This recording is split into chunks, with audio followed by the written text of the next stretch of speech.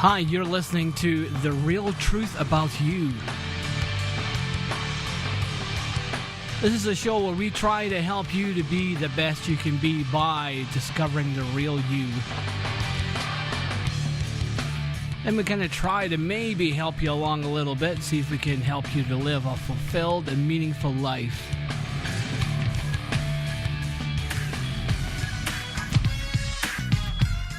Today I want to talk to you about something that happened to me when I was in church one day. I'm not saying that you have to go to church, but I do. And this is a story that means a lot to me. It happened to me probably about, 30 years ago or so. And I want to talk to you about how an expression on your face can change somebody's life. And I'm going to change the music right here, because this is the kind of story it is. It's a really happy story, but it's a story about a girl called June. And June came from England and ended up in Edmonton, Alberta in Canada. And one day she had hitchhiked all the way up to Fort McMurray, which is 5 hours north and way out in the boonies, in the bushes.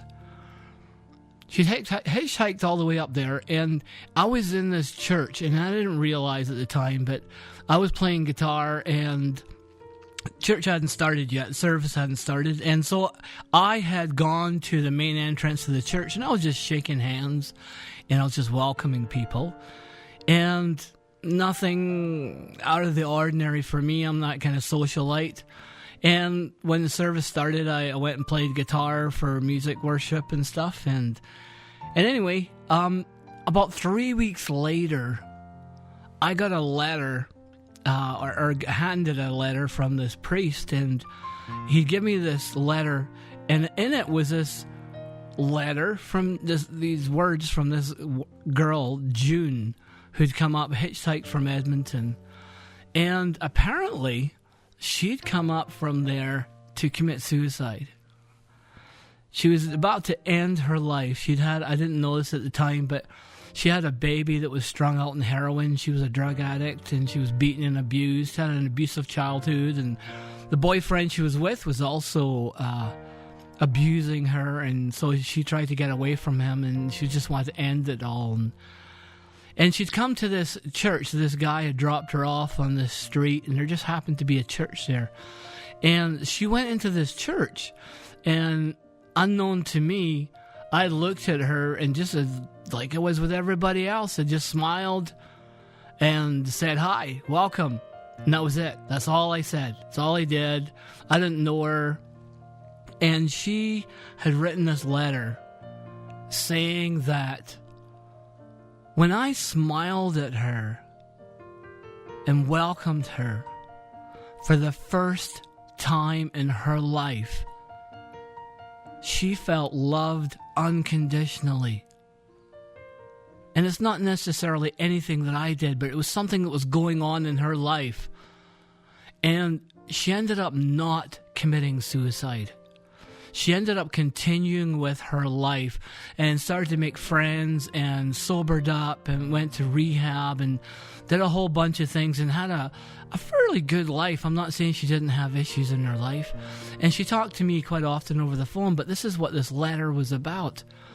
That she had met me and she wanted to know who it was, so she had approached this priest eventually. And I never did meet her face to face.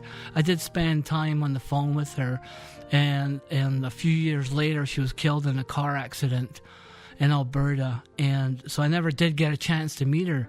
But I'm just telling you this story because you never know what somebody else's story is.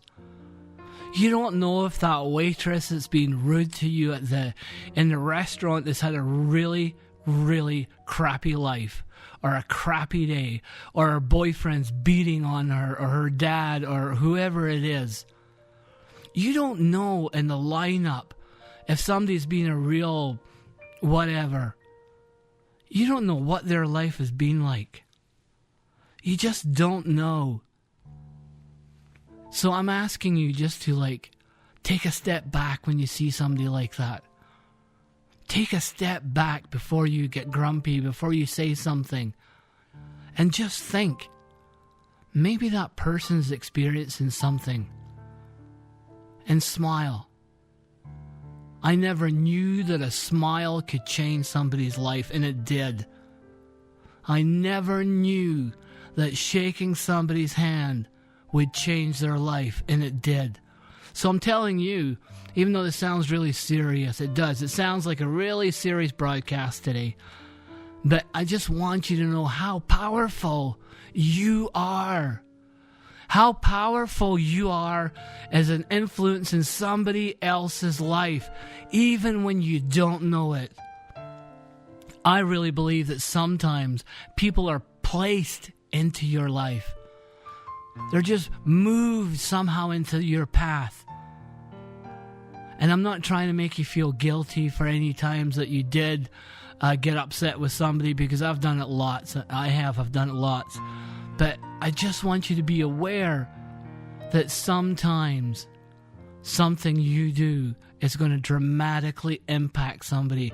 And you may never know what or who or why or when. And you may never ever find out. You may never be lucky and get a letter like I did. So you don't know whose life you're going to affect. So go out and make a difference in the world. Be yourself. Be who you are. Be true to who you are.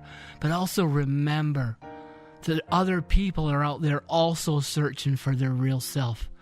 And some of them have been hurt really bad. And they just need you. He just needs you to say, hey, how are you doing? That's all. Not a big life commitment. Anyway, that's my message for today. Sounds serious. Maybe it was. But I just want to tell you that you can make a difference. And I'm so happy that you're here listening today. I'm so happy that I have this opportunity to share with you. You guys are absolutely awesome. And you know what? I'm so looking forward to seeing you on the next episode. Thanks for tuning in to this broadcast here of the Real You. Looking for the real you. All right?